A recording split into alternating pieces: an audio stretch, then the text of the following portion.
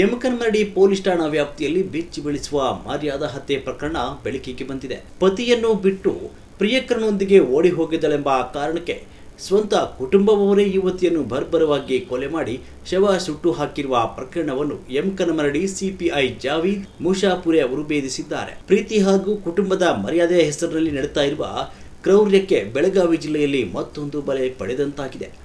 ರಾಯಭಾಗ ತಾಲೂಕಿನ ಹಣಬರಹಟ್ಟಿ ಗ್ರಾಮದ ಸತ್ಯವ್ವ ಸಂತೋಷ್ ಹೆಳ್ವಿ 24 ವರ್ಷ ಎಂಬಾಕೆಯನ್ನು ಆಕೆಯ ಕುಟುಂಬದವರೇ ವಿಷವಿಕ್ಕಿ ಕೊಲೆ ಮಾಡಿ ಸಾಕ್ಷ್ಯ ನಾಶಪಡಿಸಲು ಶವವನ್ನು ಸುಟ್ಟು ಹಾಕಿದ್ದಾರೆ. ಕೃಷ್ಣ ಸಹದೇವ ಪಾಟೀಲ್ ಕ್ಷತ್ರಿಯ ಜಾತಿಗೆ ಸೇರಿದವನು ಮತ್ತು ಮೃತ ಸತ್ಯವ್ವ ಸಂತೋಷ್ ಹಳವರ್ ಇಬ್ಬರು ಹುಕ್ಕೇರಿ ತಾಲೂಕಿನ ನದಿಗುಡಿ ಕ್ಷೇತ್ರದವರು.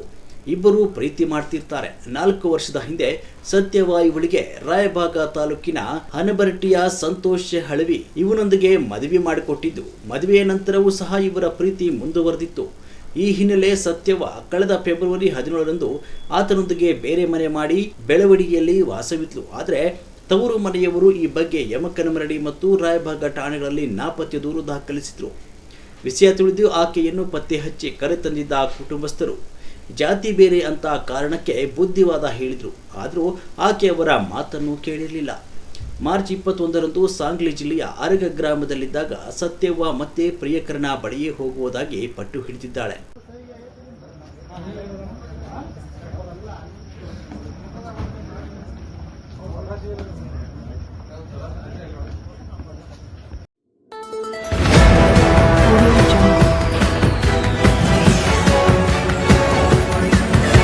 Audio